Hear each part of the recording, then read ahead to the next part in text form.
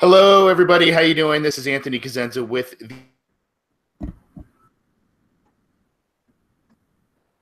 the Orange and Black Inside. What happened on Monday night? It kind of seems like a broken record with the Bengals and the Pittsburgh Steelers. We'll talk about that. We'll talk about a lot of things that's going on with the Bengals, as I don't want to say now with 7 losses, we are fully looking ahead to 2018, but with this loss on Monday night, unfortunately, it kind of seems that way. And for the first time in a while, I've missed my co-pilot here, my navigator in the cockpit of the Orange and Black Insider jet airplane. I don't know. Maybe you're into trains more than jets, I guess, Scott. But Scott Schultze is with us tonight, and I am so happy to have him. Scott, first of all, how have you been? How was your Thanksgiving? And then we'll get to something in just a second. Okay. Yeah, it was, as you mentioned about the trains. Yeah, I think I missed the last couple podcasts ago because I was doing something called rail fanning. Okay. So I assume most people have no idea what that means, but my son is really into trains. So okay. I missed that one because we did not get back to my hometown in time. And so we were rail fanning. I think I was sick before then, and then we skipped for Thanksgiving. So it is nice to be back to get the headphones on and get talking some Bengals. Even though the last game wasn't that great, it's still nice to be chatting with Anthony Cosenza and having some people listening to us on YouTube and on SoundCloud and all that cool stuff, and hearing what we have to say. And hopefully it's inspiring, useful, or whatever. And if you have any questions what rail fanning is, I guess you can ask us that in the question section. You know what, Scott? Before I kind of toss it to you for a fun little short segment here, I want to say you kind of brought up the listeners and all of that. I just want to. We got a tweet today when we were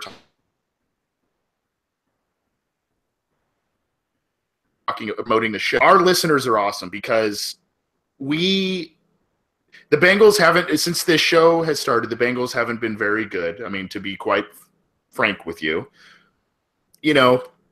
we've grown into trying to create this show, and there's been some audio issues, there's been some other issues, but we try and deal through all of that.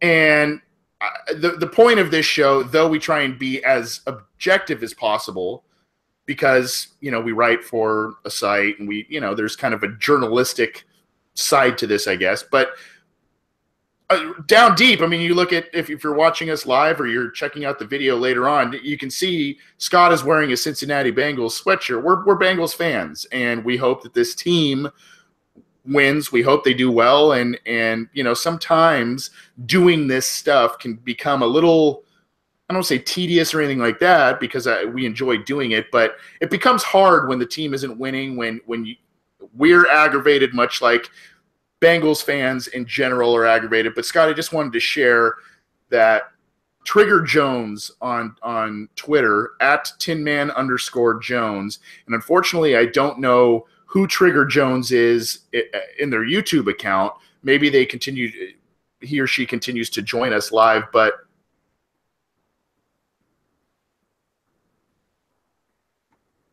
just in putting any Bengals fan should watch. And I was really down and angry about what happened Monday night, and hearing that just kind of, even a positive little comment like that lifts the spirits and makes. I just don't want to let that go unappreciated, because that makes this kind of stuff worthwhile. And I wanted to relay that to you too, Scott. Awesome. Yeah, I thought it was really cool. Just occurred this afternoon. But before we get to the Steelers, before we get to other topics we've got on deck with the Bears game coming up and all kinds of other topics to debate, we're going to start the show with a history lesson. And we've done this a couple of times on this show because, for those of you that know Scott Schultze, for those of you who know me, we're a little bit of history buffs. I was a history major. Scott is really into the I get, what would you call that? The sainthood, the historical context of the Renaissance and Reformation and all of that. What? I'd say very much just, yeah, I'm a huge history fan of like antiquity. There you go. That's the hot word. Yeah, that whole era. Okay, so for those that are tuning in live, today is The Saint feast day Nick's of Day. Saint Nicholas. Yes. Okay, and what is that, real Um, quickly? so the first thing I want to say is, if you have Christmas stockings out, hanging by the fireplace, if you have one or wherever, if you're waiting until Christmas to fill them, you're doing it all wrong. They're supposed to get filled tonight, or yeah, actually last night. Uh, anyway, Saint Nicholas, and I'm sure many people have heard various stories. He's the fat guy in the North Pole with all the reindeer that fly in the air and all this. Uh, he was actually a real person. He was raised in a devout Christian family in the 3rd century in Patara, which was Greece, is now part of Turkey. He had wealthy parents who died when he was young due to a plague or an epidemic or something like that, and left him a large fortune. Because of his Christian faith, he used that fortune and gave it away to the needy, the sick, the suffering in his area, but he did it in secret. So it wasn't, one of these showy things. Like, he would kind of secretly pay for things for people to get schooling, clothing, food, that kind of stuff. And one of the more famous stories of doing that was, this is back in the days of dowries, when if you wanted your daughters to get married, you had to give money. You had to pay so much to the husband's family for them taking on your daughter, I guess. And if you're poor, it was very hard for you to provide a dowry. So he got a little bag of gold or whatever it would have been, and had tossed it in the window, and it's a little warmer there in the Mediterranean, and kind of secretly at night, the guy's stalking outside, but instead of stealing, he was putting stuff in. And I get the story, as the story goes, it landed in the shoe. They had shoes sitting by the fireplace to dry them out or whatever. And they found this, and they were excited. The daughter was able to get married. And I think he did it another time for another one of their daughters. And at some point, I think they figured out who it was, and he ended up being named a bishop in a different town called Myra, which I think is also part of Turkey. So Mediterranean area, no snow, no elves, no reindeer. Anyway, because of that, this tradition sprung from that time period of, getting gifts on the feast day of St. Nicholas, which is today. And so people would set out shoes, and you'd set them out by the fireplace, by the front door, and kids would wake up the next morning. They'd find little candy, little gold coins, or chocolate, pretend gold coins, or fruit, something like that. And of course, in America, instead of the shoes, it's more like the stockings. But most people hang the stockings up and they wait till Christmas Day, and you have them. In addition to that pile of stuff you have under the tree. Well, and if you do it right, you should be getting the stocking gift today, and then you get the Christmas gift, in 3 weeks. So it's kind of like that little something beforehand. And I don't want to go too on, but another thing people are doing wrong is all the Christmas. Yeah, I could go on all day. So I need to cut myself short, because the Christmas season technically begins on Christmas. It doesn't end on Christmas Day. So you don't have to take everything down and throw everything away and stop the Christmas music on December 25th. That's when it technically starts. Like, now we're in Advent, and then it goes to Christmas season. Mm-hmm. Anyway, one interesting side story about about St. Nicholas and how this ties to football, if at all. And well, it really ties in if you consider the Bengals game against the Steelers, which was a little brutal. There was the churches had councils through various years where they tried to define doctrines and different things. They had a council in Nicaea back in 325 AD. And there was this heretic named Arius who was preaching that Jesus wasn't the way we understand him the way Christians understand him today. Is like, fully God, fully man, divine. And Nicholas got so frustrated with this heretic that he actually punched him. And there's debate whether he punched him, slapped him, whatever. But it's still kind of cool, because you think of these saints, you think of these like, cherub, kind of happy, peaceful, St. Francis petting all the animals. And here's this guy, and I don't know how bloody it was, but, St. Nicholas was like, I'm tired of your heresy. I'm tired of this crap. Just bam, clock. Just straight up badass. I like it. Yeah. So in honor, I guess the Bengals Steelers game, and this being St. Nick's Day, you still have a couple hours to get your sock, unless you're listening to this on podcast. And if you're listening to it live, hurry up, get your socks out. Get a gift or something in there, and and go St. Nick. And obviously the punching and all of that is very apropos with what. Yeah. With the Bengals and Steelers, and whether or not you celebrate Christmas or have certain religious beliefs or anything like that. Obviously, this is kind of historical context that has some religious ties, but whether or not you celebrate it or whatever, I think everybody can recognize that this time of the year is usually a time that symbolizes giving and doing, charitable works and all of that. And obviously that's who St. Nicholas embodied based on the historical context there. So that is this week's history lesson, courtesy of Scott Schultze. And it's kind of an old school church-based like Robin Hood kind of tale, right? I mean, he was kind of going after people and, it's taken from the rich, given to the poor, that sort of thing. And, it's kind of a cool background. And a lot of people, you hear, oh, St. Nicholas, and you don't really know the background. And obviously we're coming up on Christmas. So, thanks for the history lesson, Scott. You are a wise man. You should have been one of those 3 wise men, my friend. Probably a little too young for that. Maybe. All right, buddy. Let's transition into the Steelers game. I don't want to dwell. It's a loss, all right, and I don't want to dwell so much on, the doom and gloom, because I think everybody now understands that the Bengals season is, if it was hanging by 2 threads before this game, it's hanging by one extremely thin one. Essentially, the Bengals need to win out and need a ton of help if they are to get into the postseason. So I don't really know where to start with this one, Scott, because this game reminded me of 2 games in 2015.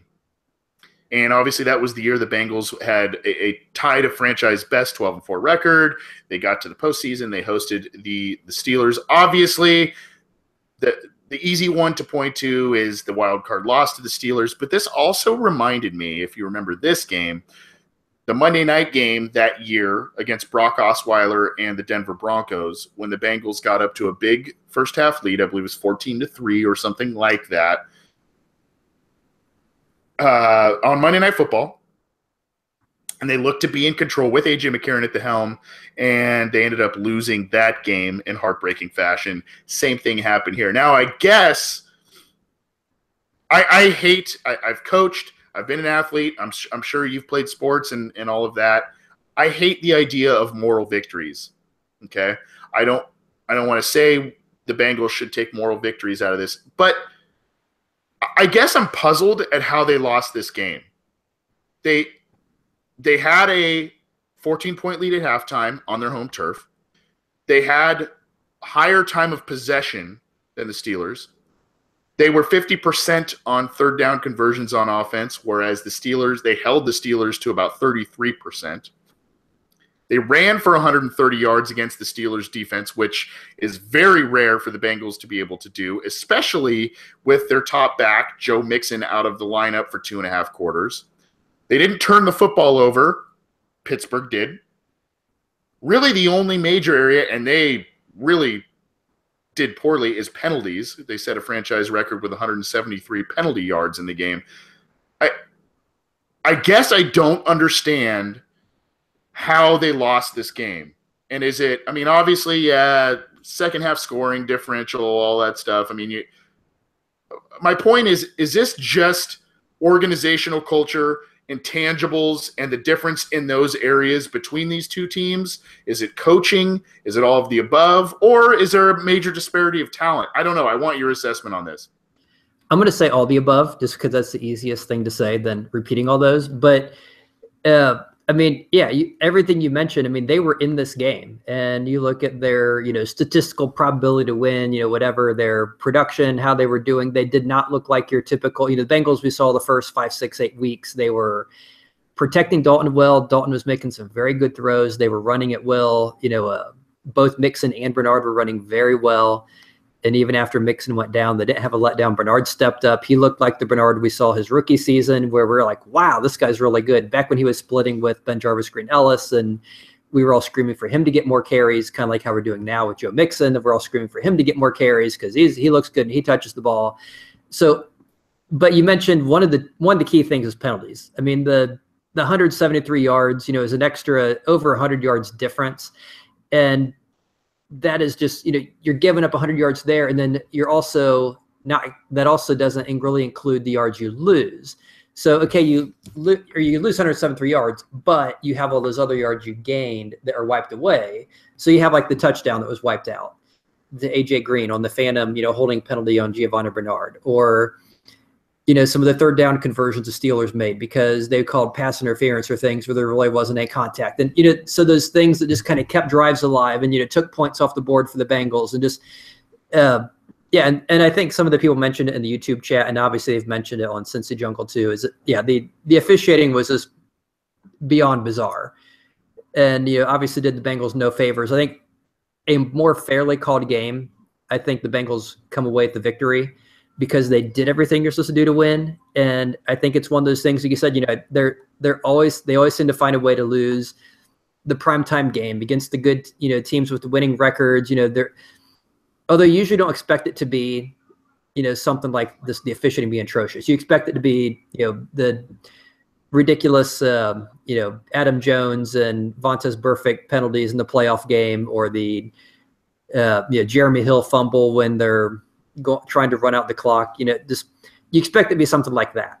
The officiating was kind of and it was, it was very reassuring as a Bengals fan when you watch the game, and even the national announcers who generally are, supposed to be unbiased, who are just, play after play. Like, I don't know what these officials are calling. I mean, John Gruden multiple times was just seemed to be beside himself with just the absurdity of some of the calls. But you would ask for, is there anything, like any moral victory, anything good? I think, for me, the two big, I guess I had three big takeaways. One, they look good. I mean, the team looked like they were in this game. They looked like the better team for the most of the game. They looked like the team that we expected to see when the season began. A team that was fighting at every game, looked good, was playing well. Cedric Ogbuehi, he actually looked like a left tackle and not like a turnstile. That was kind of nice to see. That Dalton didn't get a ton of pressure. Not saying, he was Andrew Whitworth by any means, but he looked serviceable like he has for the last few weeks. Giovanni Bernard played really well. Their thing, I think, that might be of more interest to Bengals fans is I think this loss gets us closer to Marvin Lewis's exit. Because I think some people are clinging to the idea, well, they may not get rid of Marvin Lewis. That's not real. Is that the Bengals culture to get rid of him, especially if to make a big comeback and make the playoffs? This game, as you mentioned, more or less probably seals their fate as far as postseason. And if that's the case, that this might be the game that finally convinces the front office that, yeah, Marvin's 15-year tenure of no playoff victories ends, and this is I don't think he'll be fired this week, but I think this might be one of those things that they look back, when they decide not to renew his contract and say, yeah, that he's just not getting it done. If that's a positive, obviously not for Marvin. Well, yeah, I don't think he's getting fired this year. I think they've got a handful of games left to play. They theoretically have a pulse in the postseason, though they're comatose, I guess, if you want to use that type of verbiage. So I don't think he's going anywhere in 2017. I think it's a matter of 2018, and I think I hate to say this, but I really think it might be Marvin's choice whether he either retires or whether he wants to come back. I don't think fans want to hear that. I don't want to hear that, but I don't want to think that. But if he wants to come back, he may have the opportunity to come back for another year, 2 years. I don't know. And obviously I think these last handful of games, kind of determine that, but I don't, nothing has surprised me with this franchise. Nothing has surprised me with Marvin Lewis on this team. And, one of the questions I wanted to ask is basically, is the season over? You kind of said more or less, yes, but, some games to play out. One of the things that I took away, Scott, from this game, I noticed, and granted, Le'Veon Bell had a good game, and, he trucked Dre Kirkpatrick at times and other things like that. But one of the things I took away from this game is the Bengals in this rivalry have almost always been out-bullied, out-physicaled, all of that. This game was an absolute bloodbath. And 3 Bengals players had concussions. Shazier had that really scary moment where his lower extremities didn't appear to be moving. Apparently, he's making a good recovery. So whatever you think of him as a football player, as a human being, you want to wish him the best on that. Don't be a jerk and hope he has permanent damage or something. But there was that. Trevor Matakevich, I believe it was Shazier's backup. He came in and he couldn't even lift his arm at one point, left the game. There were other Steelers players that left the game. Adam Jones left with a groin injury, a ton of stuff. That's what frustrates me about this game. In so many critical aspects, the Bengals, they were just as physical as the Steelers, which is a first in a long time, in my opinion. They, like I said, time of possession, turnovers. They got to Big Ben. They only sacked him once, but they hit him a lot. Antonio Brown, when covered by the right people, we'll talk more about that in a little bit, was not a factor until covered by one particular cornerback, Dre Kirkpatrick. And, the Bengals, this is what frustrates me, Scott. And I guess, you mentioned Marvin Lewis, and I don't know if you have any additional thoughts on this, but the Bengals, this is what blows my mind. The Bengals only didn't have the lead for 2 seconds of the entire game. 2 seconds, and it was the final field goal that sealed it. And again, you can say, the tie and talk semantics, but I'm saying, they had the lead or were tied. I mean, for they were tied or had the lead for every part of the game but 2 seconds. I mean, is that just a full collapse by Marvin Lewis? And I guess I point to 17-3 at the first half, outscored 20-3 in the second half. I thought Bill Lazor had a good plan in place. His receivers dropped balls. You mentioned in the third quarter a very bad call against Giovanni Bernard that could have been a huge A.J. Green touchdown.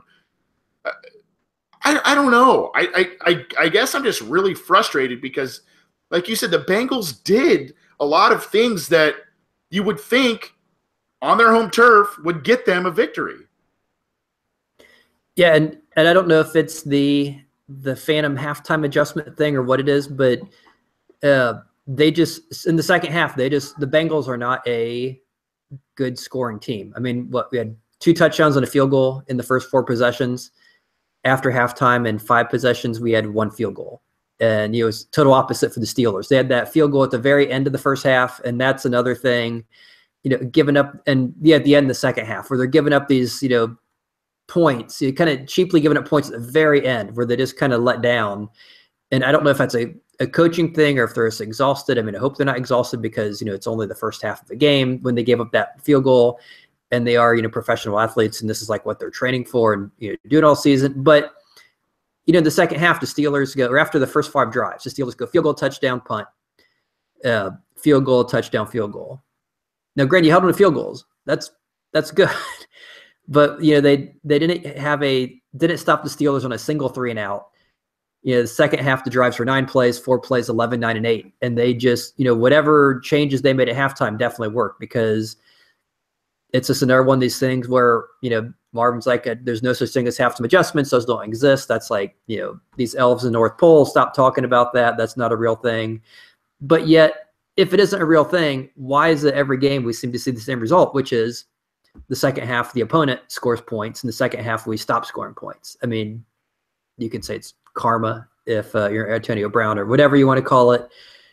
But yeah, there's clearly something not working. And I know, well, is it just the coaching? If we don't have, does Marvin not have that oomph for that, that leadership, that command? And he probably doesn't. But I have to think it's more than that. It's just, look at the chunk plays they give up in the fourth quarter. They're giving up passes of, let's see, 15 yards, 9 yards, 24, 18, 13, back-to-back plays, completion. And then they go down and get a field goal. Then on their last drive, they're getting 12 yards here, 10 yards there, boom, boom, boom, getting down a field goal range again, and then killing the clock. And it's just, yeah, and you see it happen game after game, year after year. And at some point, I think you have to point the head coach and say, either your adjustments are wrong, your leadership, something isn't working. And we just, I think gets to the, one of the main reasons why fans are saying, enough's enough. We just need someone that can do what is not being done under Marvin Lewis. Yeah. And, you look at the same thing, you mentioned, I mean, even up 17-0, they let up a field goal right before the half. This is what has happened this year and last year. Field goal right before the half, touchdown with with a couple minutes to play, field goal at the end, at last possession of the game to win it. These critical timed possessions before the half, late in the game, at the end of the game, they keep giving up points, and you're not going to win. I mean, even if you play well, especially against a team that was 9-2 like the Steelers, you're not going to come out of with a win there. It's just not going to happen. And unfortunately, the Bengals lose 23-20.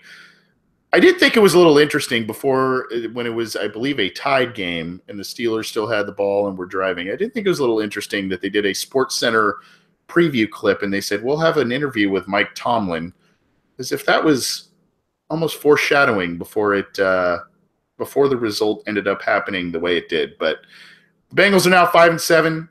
They are down the pecking order now in the AFC playoff picture, and unfortunately, they still have proven, whether or not Marvin Lewis stays, they still have proven they cannot, one, not regularly beat the Steelers, and number two, they've proven that they cannot win these big games against good teams on the biggest stages, which is basically needed for a team to be able to not only get to the playoffs but win in the playoffs. And I feel like it's a broken record, not only what we watched Monday night, but when we talk about this. You can give us your thoughts on the Steelers game and what's ahead for the Bengals. There's already a ton of comments.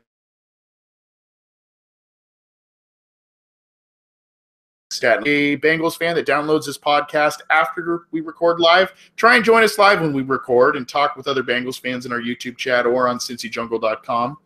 Otherwise, you can still download the program on iTunes, on SoundCloud, on YouTube, Cincy Jungle. You can get in touch with the program on Twitter at BengalsOBI and via email, theobinsider@gmail.com. We'd love to hear back from you. Scott, some big news with the Bengals this year, and it has been an absolute disaster of a rookie season for John Ross. John Ross on Wednesday afternoon, after Marvin Lewis publicly told the press that he has a good chance to play against the Bears, hours later was placed on injured reserve with an apparent shoulder injury and something that he needs to have surgery on. This is after Ross hurt his knee in the preseason, held him out of a couple games, had an issue on Thursday Night Football in his first game back where he fumbled the ball and did not have a single catch as a rookie. So really, since 2014, the Bengals' first-round picks have all had some form of a redshirt season. Darqueze Dennard ended up on IR, I believe, that year with some injuries. Cedric Ogbuehi only played a couple of games because they drafted him when he was hurt in 2015. William Jackson III, same deal. Now you got John Ross. And these are your first-round picks. These are supposedly the cornerstones of your team, especially a guy that's a number 9 pick. Your offense has been towards the bottom of the rankings this year.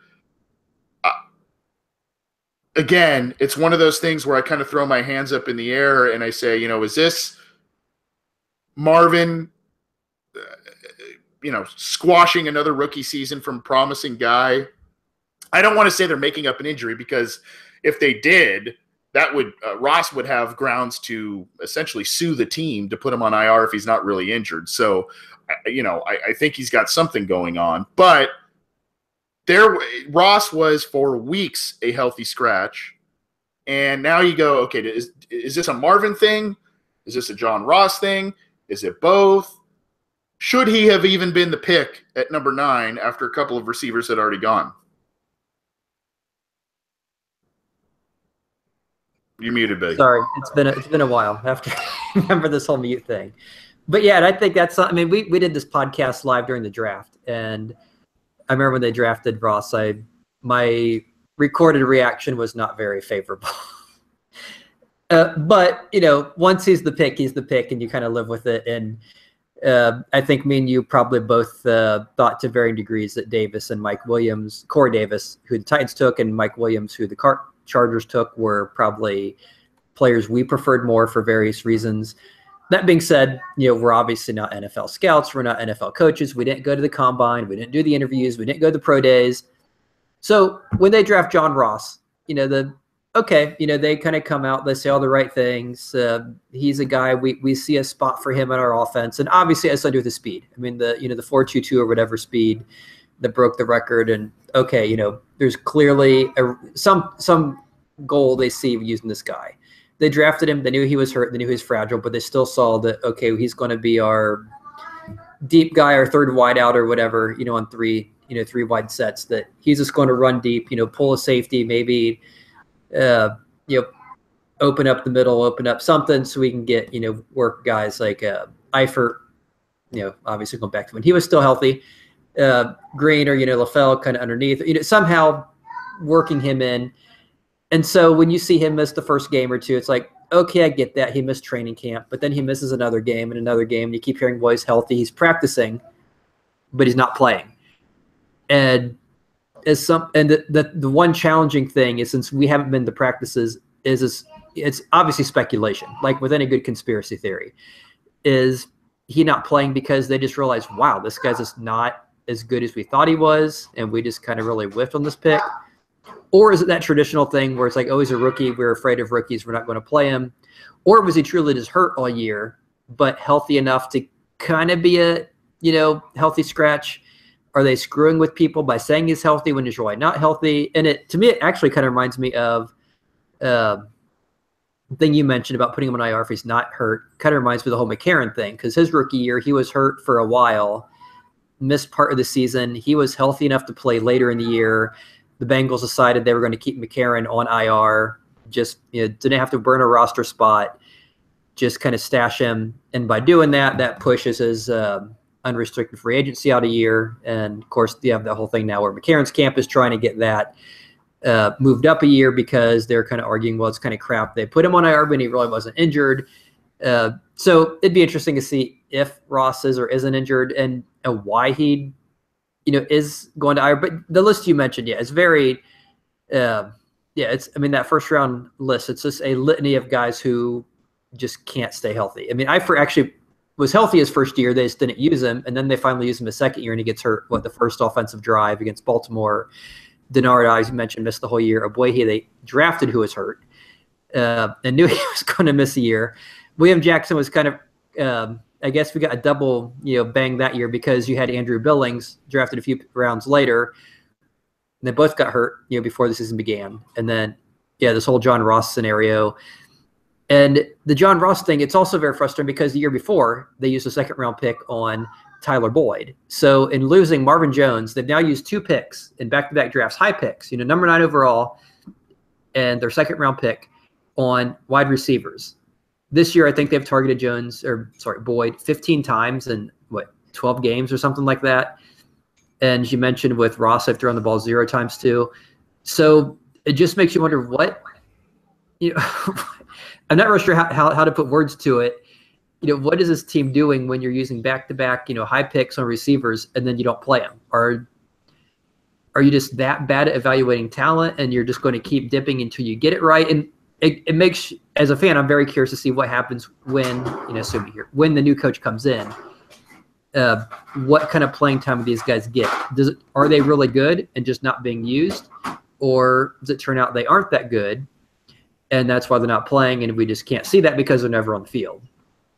So that's the question I want to pose to you and to our listeners tonight, because for the saving grace of Marvin Lewis for many fans has been, oh, he's a good evaluator of talent, maybe doesn't get the most out of certain players, but drafts talented players, and you know, and since he has come to this team, the Bengals have really shied away from big free agency spending. The first couple of years when they were really rebuilding the roster, they had a couple of big signings, but again, those guys didn't really pan out. So I guess what it is either the team is very snake bitten and just cursed when it comes to injuries for good and high picks, or they're not doing their due diligence on these guys, their durability and all of that, or we're just overrating Marvin Lewis and the staff and the scouting staff and what they do in the draft. I don't want to go pick by pick for throughout the Marvin Lewis era because that's going to take forever, but I'm going to look at it. Obviously, 2003 draft, Carson Palmer, Eric Steinbach, Jeremy Johnson, the shining jewels of that, and I would think that most Bengals fans would say that those three guys, and I think if you have 7 or so picks in the draft, if you get 3 good players, a couple of starters, 3 or 4, I think you're pretty happy. But 2003, a couple of few good players there. You go to 2004, Chris Perry, Quan Ratliff, Mediu Williams. I mean, Mediu Williams was okay. Landon Johnson was okay. And then Robert Gathers in the 4th round, okay. Everybody else is a bunch of meh. 2005 had 3 of the most exciting yet disappointing picks probably in Bengals history, and David Pollock, Odell Thurman, and Chris Henry.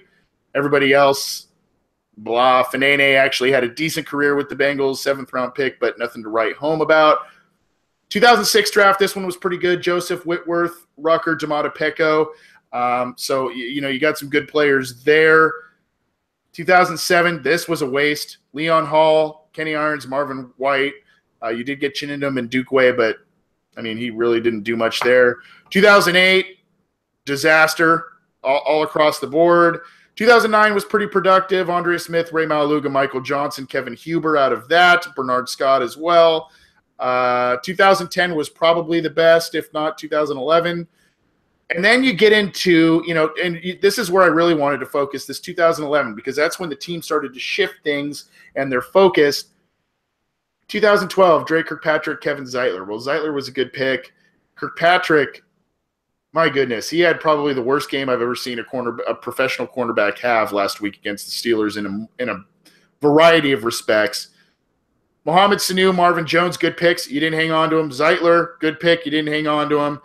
Aloka still with the team.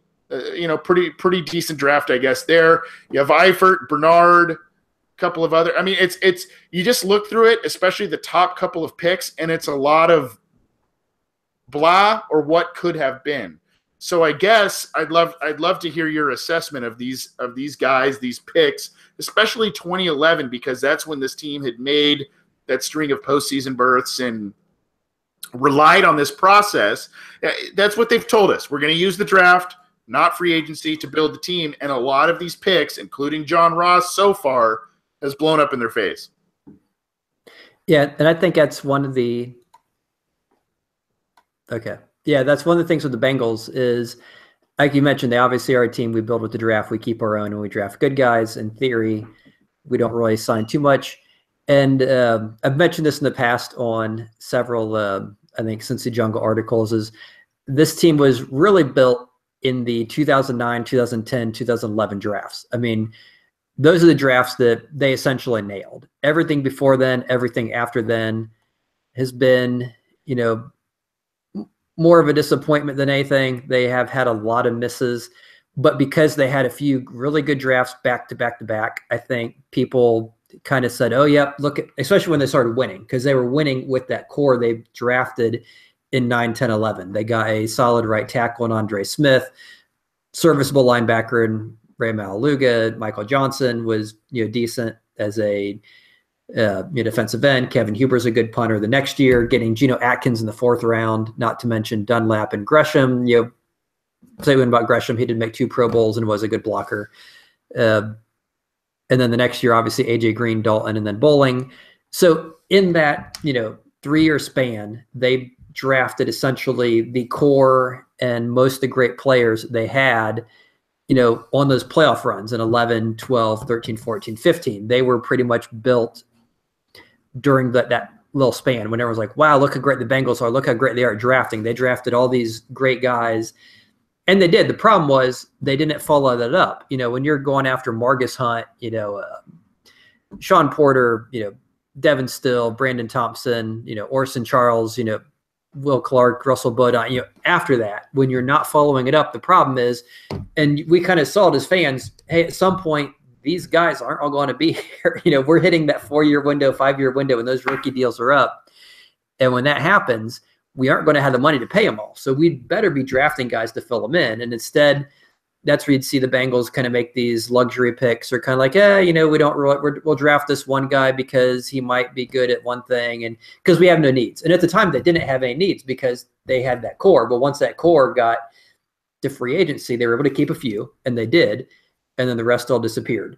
We saw Kevin Zeitler go, we saw Marvin Jones, Andrew Whitworth finally left, et cetera, et cetera. And we've seen, now we're reaping the benefits the last couple of years of those drafts after that 2010, 2011 window where they just weren't nailing them like they were. And so I think, during the playoff run, people were, understandably saying, hey, the Bengals do a great job drafting. They're a well-run organization. They're drafting good guys and keeping their own. And they did for that nice window. The problem was that window ended and they didn't keep it up. And unfortunately, I think whoever comes in and replaces Lewis is going to have to do that again. They're going to have to say, okay, there's the few people that we still have that are salvageable. We need to get back in there, and we need to hopefully have some good drafts and be able to turn this, correct some of these errors of, drafting Jake Fisher and Abuehi back-to-back to replace Andre Smith and Andrew Whitworth. And of course, that flops, and so forth and so forth. Or we'll just draft a cornerback and then not play him for 3 years. Or some of this other kind of nonsense. So, yeah, what it comes down to is they had that nice window, and then there was really nothing after that. True. And,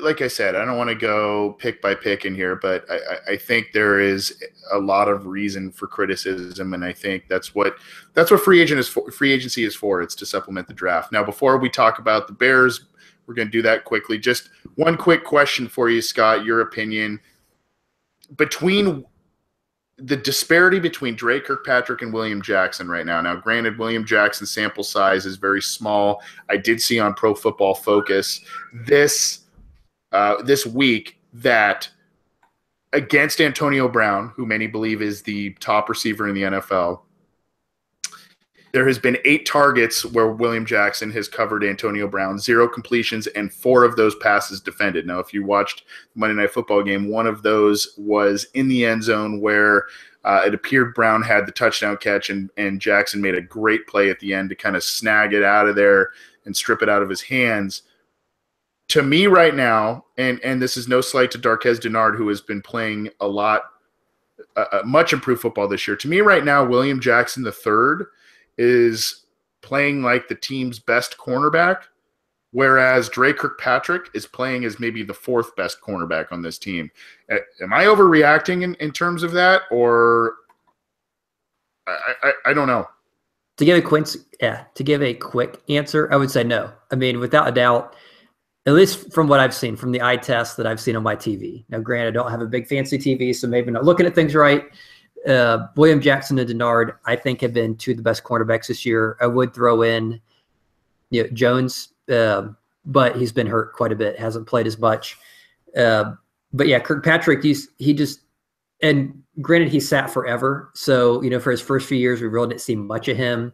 When he did get in there, he was one of these guys who seemed to get burned, and then he would also come out and have like a couple great plays. You're like, wow, this guy's a stud. And then you'd see him get burned for a touchdown, and then you'd see, wow, look at this great. So he was one of these guys who seemed kind of hit and miss. This year, it's mostly been miss. He hasn't had those big plays that excite you, those interceptions, those like plays make you go, wow, this guy's he's using his length, he's using his speed, he's playing great cornerback. You're just not seeing that, and so you're kind of glad that you're getting William Jackson in there. And after all these years, Dennard is finally looking like a NFL cornerback, because Dennard and William Jackson, I think, are the 2 best, and without them there, you have to wonder, well, how much worse could they be? Because Kirkpatrick hasn't looked good. And granted, like you said, Antonio Brown is a very good receiver. that may not be the best player for Kirkpatrick to be covering. He's a very quick guy, and I don't know if Kirkpatrick needs to cover certain types of guys. The bigger, taller. The maybe more the Demarius Thomas types and less of the Antonio Brown. Maybe we just need to say he's a square peg, round hole thing. Let's find the guys he can cover better in theory and only cover them. But yeah, watching some of the games we watch with him, it's like it just seems like he's getting burned way too frequently for someone who was signed to that big, was $53 million or whatever deal. That you expect that from a shutdown top guy, not from a guy like you said who's looking third or fourth and probably battling with Josh Shaw to even have that that title on the team. Absolutely awful game from Dre Kirkpatrick on Monday night. Got trucked by Le'Veon Bell when he tried to square him up for a tackle. Had 2 long pass interference penalties against Antonio Brown and was on coverage when Antonio Brown caught the game-tying touchdown against the Bengals. So awful game there, whereas William Jackson kind of locked him down there. I saw a comment on our YouTube chat by Dark Sealer 1995. Jackson is a lockdown corner and Denard is a lockdown corner. You don't need Jones. Only reason I say keep Kirkpatrick is his contract. That contract is, that's kind of going to be an albatross for the Bengals going forward. I do like the idea of, Denard kind of being the Leon Hall type, William Jackson being the Jonathan Joseph type. And when those two were in their primes with the Bengals, they played very well. But I think William Jackson, even though we talked about, the misses and the injuries and all of this to the Bengals, picks of late, I think William Jackson lately has really stepped up. He had that weird play on Monday night where he kind of olayed Le'Veon Bell, and I think he thought he went out of bounds. That was obviously kind of a brain fart there, but in terms of coverage and all of that, I think, and he squared up Juju Smith-Schuster for a nice tackle that was a minimal gain. So I think the future is very bright for William Jackson. What do you think? Get in touch with us, iTunes, SoundCloud, YouTube. We're on Twitter at Bengals OBI, and we're also on Cincy Jungle. You can get in touch with us via email, the obinsider@gmail.com. I know, Scott, we're kind of running a little short on time. We're going to try and get to we're going to try and get to some listener questions if we can at the end. But obviously, let's move on from the Steelers. The game's in the rearview mirror now. The Bengals basically need to focus on what's ahead of them. It's basically 3 NFC North games and 1 AFC North game. It's the Bears this week, and then Lions, Vikings, and Ravens. Oh my! So the Bears are this week. The Bears are playing pretty awful football. However, Chicago was one of the 2 losses that Pittsburgh suffered this year, believe it or not, and so they've kind of got a scrappy nature. I'm going to lean on you a little bit this week because for those of you who don't know on this podcast, if you just tune into this podcast and not necessarily cincyjungle.com, Scott writes up a couple of weekly features at cincyjungle.com, including one that's called, quote unquote, Behind Enemy Lines, where he talks with a fellow blogger of the opposition that the Bengals are facing that respective week. And you had the opportunity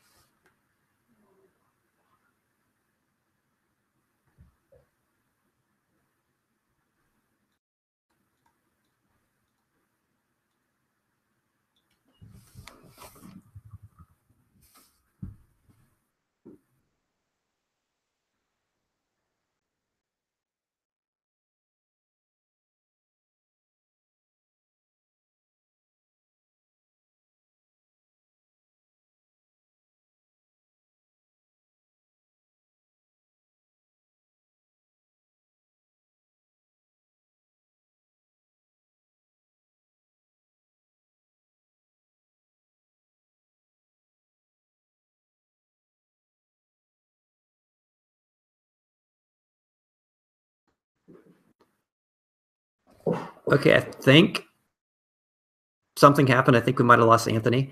So, yeah, I'm not quite sure what exactly happened there or what is going on. I think we're still on.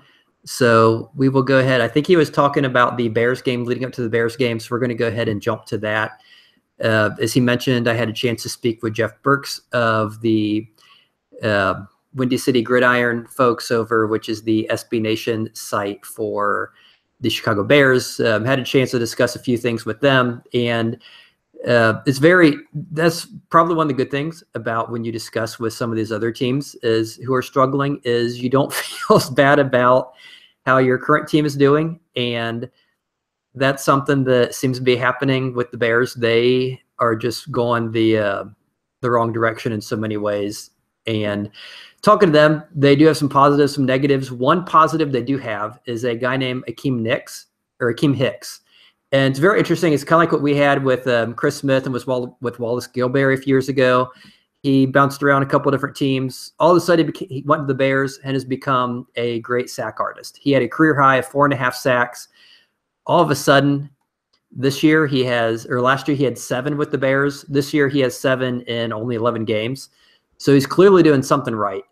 And so that, for me, that's going to be an exciting matchup to see Cedric Ogbuehi, who finally is looking, he's looking pretty decent. And now we have a good pass rusher who has kind of emerged. So I'm really looking forward to the opportunity to see what can Ogbuehi do. Is he going to continue to improve? Are we seeing a new Ogbuehi? Is he getting better?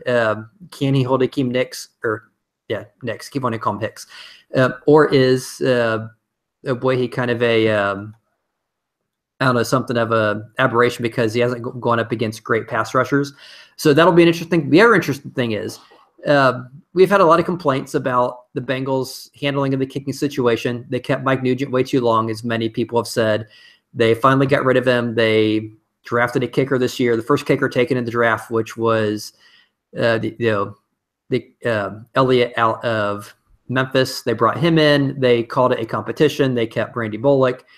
Bullock had a great camp, and a surprise to many people, they ended up cutting he ended up cutting Elliott, put him on practice squad. The Eagles scooped him up. He's had a good year, not a perfect year. He has missed a couple extra points and some field goals, but he's nailed 5 or 6 50-yarders and a couple 60-yarders. So he's having a outstanding year as far as a rookie kicker would go. And the Bengals are complaining because obviously Bullock has been less than perfect this year. As bad as that's been, the Bears situation has been far worse. You look at what's happened with them. They started with Robbie Gould. They let him go for some reason a couple years ago. They brought Barth in. Connor Barth was horrible. They cut him. They signed Cairo Santos to replace him. He makes 1 or 2 kicks, and then he goes on IR. And interestingly, the Bears kicker for this week is Mike Nugent. So if nothing else, that's definitely something to watch for this week is, Mike Nugent. Bengals are playing him, I think, for the first time since he was let go. I think he bounced around to the Giants and maybe the Cowboys or somewhere in Texas and has come back. So that'll be a very interesting thing to see what happens there with that situation. In addition to that, I am going to see if we can try to figure out what happened to the audio and to Anthony because I see him. Are you back, Anthony? I believe so. Okay, awesome. I don't know what happened there. I thought I'd prefaced the Bears game, but did that come through? I don't know what happened. Yeah, I heard part of it, and then my stuff froze. I'm like, well, that's clearly me because in the past that's been me. It might have been me, my friend. It might have been me this time, believe it or not. And yeah, I think this one was I jumped back on, and there was no Anthony.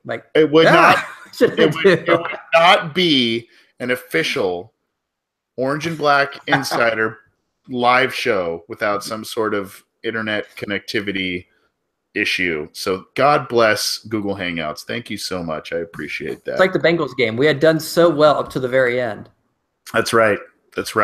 I'm not gonna dwell a ton on it because you covered a lot of stuff. I was actually here listening to pretty much everything you said. Obviously, the big story for the Bears is, do they have a viable quarterback option? And they've been looking for a quarterback for a very long time. Mitch Trubisky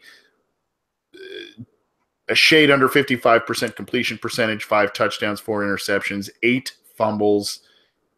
Just, and it's not just him. The team is devoid of a lot of talent, and I think John Fox is kind of in a similar situation as Marvin Lewis in terms of kind of a lot of people would like to see him go. So, I think overall this should be this should be a game that the Bengals should walk through and probably will play pretty angry, and I think they'll handle them pretty well. I'd say like 24-13. What do you think, Scott? I'd say, yeah, I guess let's try and decide what I want to say. Is I'm not really thinking a number. I don't know if it's better if we lose or win. I guess if I was going to go with a number, it's a game we should win. Their offense has been horrible. Their points, their yards. Trubisky's had some down numbers. And that's another interesting was discussing the quarterback situation, because obviously the Bears traded up for Trubisky and passed on Deshaun Watson, who obviously had an incredible season before he got hurt. Obviously passed up on taking Mahomes or Deshaun Kaiser, and they could have sat and taken one of them, and so they didn't. So their offense has been a mess. Their defense has been adequate, I guess. They do have some good running backs. Their offensive line, I think, has struggled mightily, and they just put Kyle Long on IR. So it's a game the Bengals should win pretty easy. 20 plus points, 25 points to 6 or 24-6 or something. The more interesting thing is, I think the bigger battle is, you mentioned the Bears wanting to get rid of John Fox. The Bengals are probably getting rid of Marvin Lewis. That means these two teams are, in theory, fighting for the same head coaches. They're going to be going over the same folks. And that being the case, I think an argument could probably be made that it's better to, and I know the Bengals would never do it, let Marvin Lewis go before the season ends, or at the very least, do everything you would if you had let him go. So normally when you let a guy go, let's say week 12, you're spending the next 4 weeks figuring out, what do we have in these coaches? What do we have in these players? Let's chat with these players and find out, what did the coach do right? What did he do wrong? What do we need in the next head coach? Where did we drop the ball? Start our searching, start, vetting some people out, start, interviewing, start discussing, start looking at options. If you want to keep Lewis for this final 4 games as a lame duck, that's fine, but don't wait till after then to begin all that stuff. You need to begin all that stuff right now, because you mentioned the Bears are going to be, and the Bears probably aren't going to be the only team looking. I mean, the odds are, every year you have teams that win a lot of games and teams that don't win many games.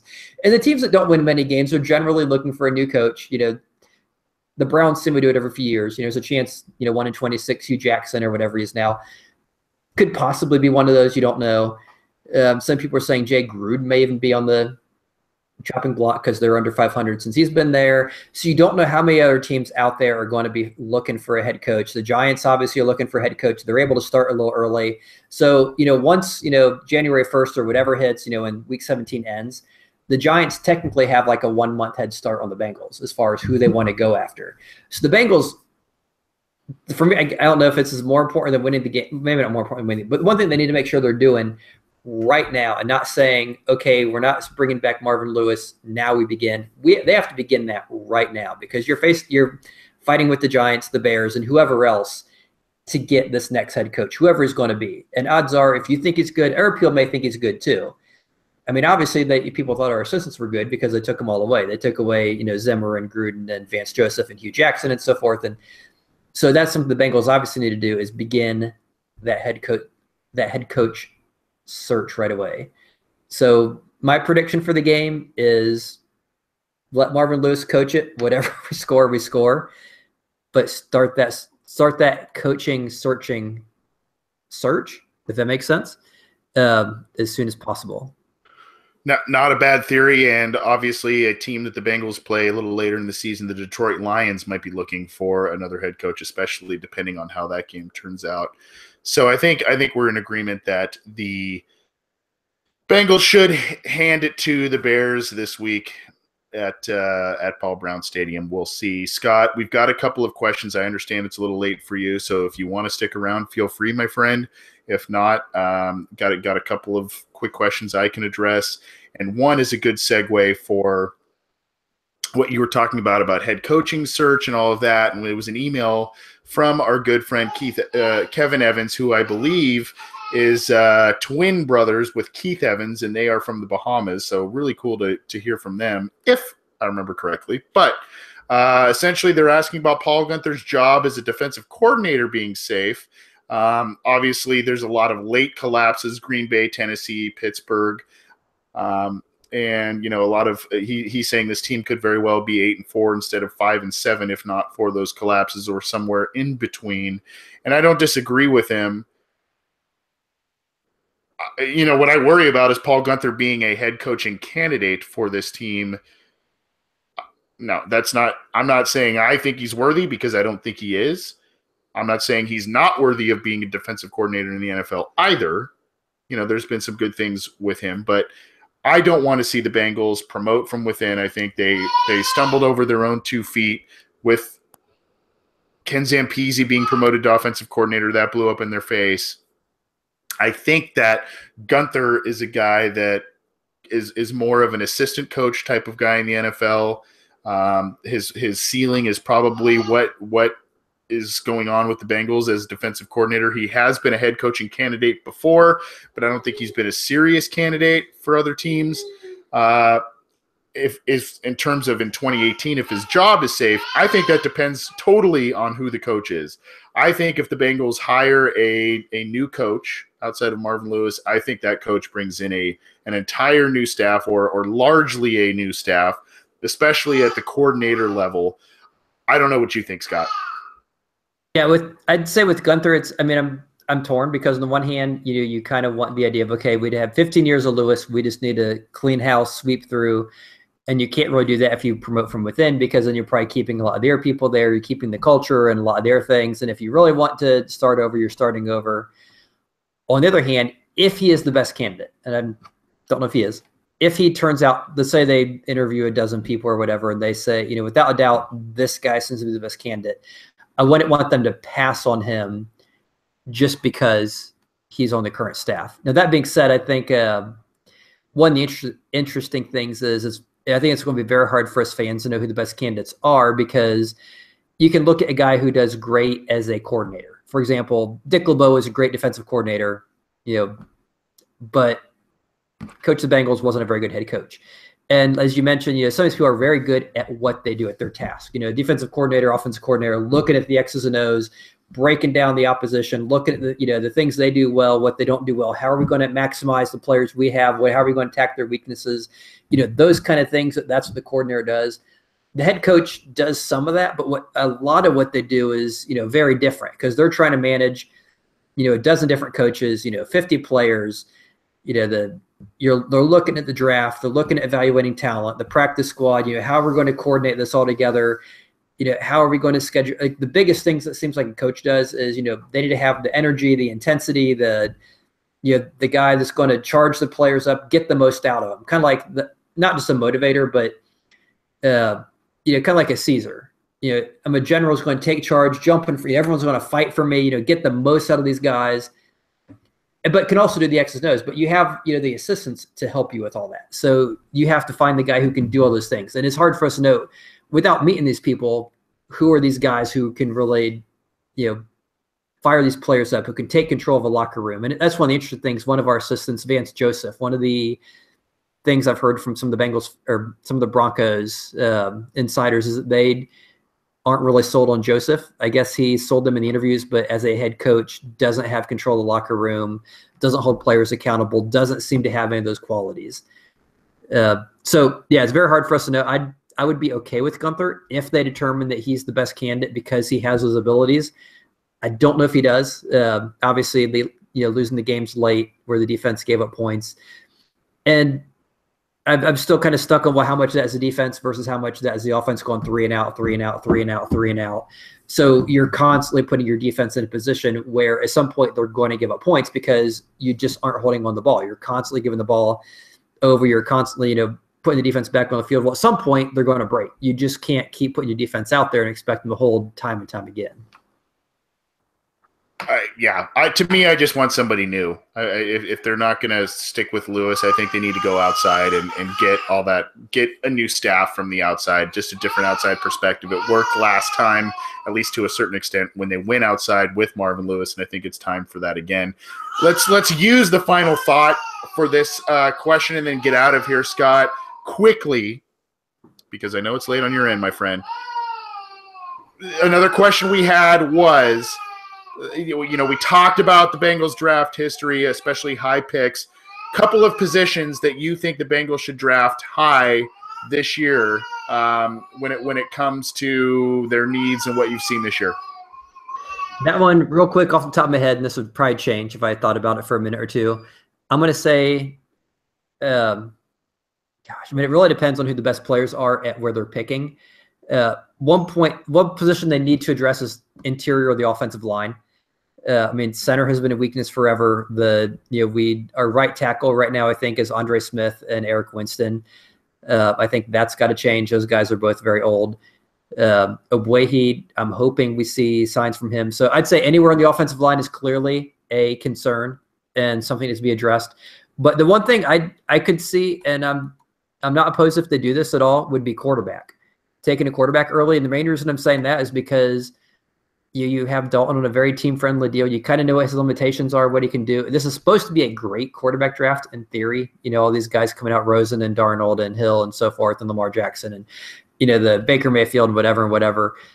If those guys go through the process, the Senior Bowl, the Combine, the Pro Days, all that, and we determine that, there's 5 or 6 legitimate first-round picks here, and they are, in theory, better than Dalton, I'd say, this is a quarterback league. I'd say draft one of the quarterbacks. So I'd say that is a position they need to address if it turns out there is a, Peyton Manning, Andrew Luck, type guy in there who falls to them. Kind of like when Aaron Rodgers fell and the Packers went and scooped him up when they had Brett Favre. If he's, if that guy's there, I'd say that's the guy you go after. Player, and also that probably depends on who the coach is at that point, and if they want to stick with Andy Dalton or not. Andy Dalton has been at fault for a few losses this year, but not the main reason. I think it's been coaching and a lot of other issues. Obviously, I agree with Scott with the interior of the offensive line as major issues that need to be addressed. I think the meat of this team, the Bengals have always been at least under Marvin Lewis and Mike Brown, they get enamored with the skill positions. They like the outside, and then they kind of build in. I'd rather see them do the opposite this year and probably have what most would consider to be a bland draft in terms of positions and all of that. A couple of positions I want to note that are sneaky needs: tight end, perhaps cornerback, based on what we've seen in terms of age from Adam Jones and struggles from Dre Kirkpatrick. We don't know. Safety could be another. So a couple of positions where you sit and you go, the Bengals are kind of set there. You never know. Eifert's situation is up in the air. Croft has stepped up this year. Uzama, who last year stepped up nicely, has not done as much this year. So I don't know. I've got a crying baby in the background. I love my life, my friends. Thank you so much for tuning in. This is the Orange and Black Insider Bengals podcast. You can get this podcast on iTunes, on SoundCloud, on YouTube, on CincyJungle.com. You can get in touch with us via Twitter at BengalsOBI and via email, theobinsider@gmail.com. Obviously, Kevin Evans got in touch with us to give a question via email tonight, so we appreciate that. We appreciate all the interaction in the YouTube chat. Join us live every episode when we record. We'd love to have you. And if not, like I said, download it on various platforms. We appreciate the support. Hey, I know things aren't looking great for the Bengals right now at 5-7. You got to just hope that not only that they maybe turn things around and sneak into the postseason this year, highly unlikely, or that they make the proper changes to have long-term success. Again, don't know how big of faith we have in that based on ownership at this point, but we'll see.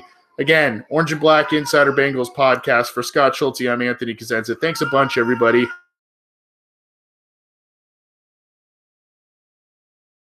Appreciate it.